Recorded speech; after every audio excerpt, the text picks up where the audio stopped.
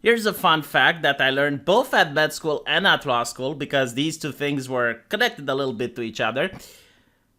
If the police manages to find a skeleton in someone's garden, they have the science to figure out just how long ago the person died. They know the gender of the person, and sometimes, with some degree of accuracy, they can even figure out the ethnicity.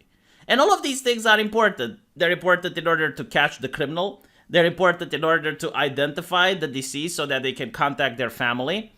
But if you mention this on Twitter, you're going to have certain activists who are social justicely inclined who will call you a racist just because you talk about this.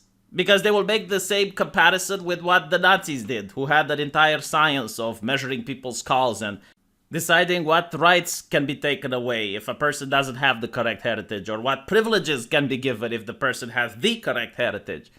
But we're not talking about that system. We're talking about a system where you need to figure out a crime, like what happened. So it's useful. And apparently anthropologists also use a similar system. And they use it in order to figure out what happened in history. So, for example, if you find a communal grave somewhere, it's important to know the ancestry of the people there so that you can put it into the historical context. Because it's one thing if the communal grave belongs to American Indians, it's another thing if it belongs to Caucasians. You need to know these things if you want to study history, right? Now, the problem is that while telling the gender of a person is very easy by looking at a skeleton, the ancestry is actually very difficult to pinpoint.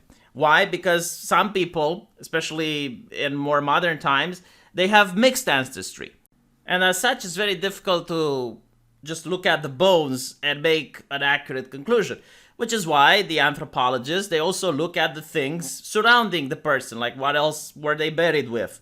So if you find the skeleton of a woman surrounded by Viking regalia and other Viking objects, and she's getting a sword, then clearly she must have been a shield maiden, a powerful warrior woman, a general that has managed to rape and plunder the English coastline.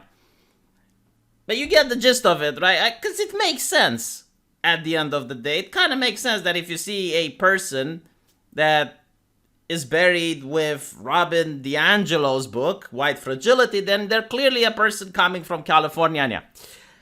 I kid, but you get what I'm trying to get at. So now you have the group of forensics complaining about this and saying that the practice is racist.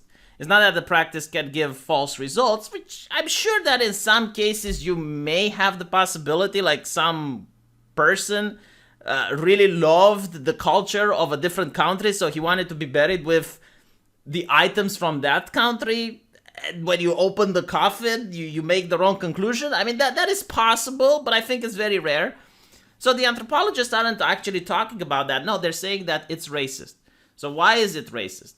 Well, apparently, it's because the forensic anthropologists have not considered the racist context of the criminal justice system in the United States related to the treatment of Black, Indigenous, and people of color, nor have we considered that ancestry estimations might actually hinder identification efforts because of their entrenched racial biases. So, I want people to understand that anthropology in 2021 is pretty much a universal science, as in everyone around the globe is doing it kind of in the same way. It's not really different like how an Egyptian anthropologist does his things compared to an American anthropologist. This is literally like the same tools, the same tactics, the same way. But apparently in the United States, they should discover anthropology 2.0 where they don't do this anymore. At least not this tactic. Why? Because George Floyd. I'm not even kidding. Like the article actually mentions George Floyd for some reason. So before George Floyd, it was okay. After not. Like what does the present has to do with understanding history?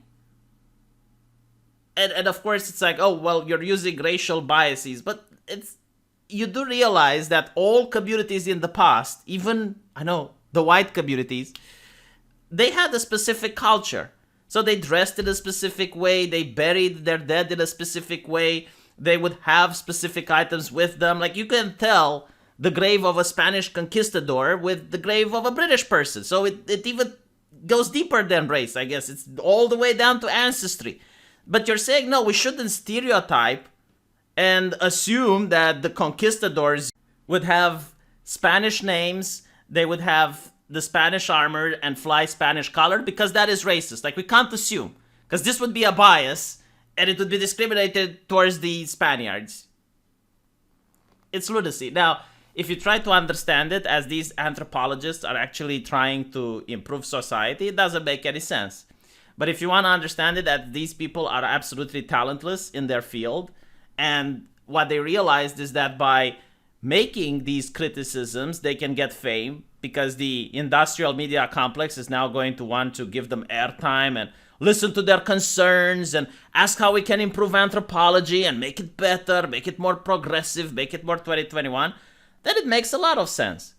What these people want is power. In other words, what they want to do is to say that the anthropology as a profession is a very racist profession, very problematic, okay? They're almost suggesting that the reason George Floyd died is because of other anthropologists doing their work. Like, their craft helped that systemic racism, like, it played a part. We don't know how much, but it played a part. So the only way to fix this problem is to give them position of power. So a position of power where they can create a series of censorship and practices that should be banned and forbidden, and only then can we have the progressive version of anthropology plus, I guess.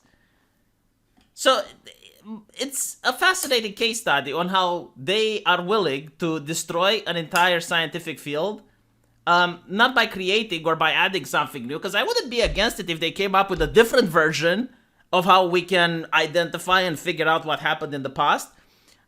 But no, they're not coming with a different version. They're just saying stop doing it. It's like, okay, smartass, so when you find archaeological evidence of a historical battle and you see that some guys are dressed in a French uniform and the other are dressed in an English uniform, I guess you should be completely baffled, because you wouldn't know what happened there, because we shouldn't assume. Right? Maybe it was some actors in a play that just decided to dress like that. It might have been the Germans fighting against the Ottomans, but they were just wearing different uniforms. They ran out of clothing, so they were borrowing it from the French and the British, right? Because we can't assume. Science doesn't work. It can't function like this. And this has nothing to do with anthropology. It's just one example. But this mindset, where you have talentless people wanting to gain power, can be found almost in every industry today. So it's a little bit scary when you think about just what damage can they do to other fields. And again, anthropology isn't that useful of a field. I mean, if anthropology fails, it doesn't really affect your daily life that much. But think about like other things that are important, like logistics, carrying food, that type of thing. Let me know what you guys think, and I'll see you in the comment section. Take care.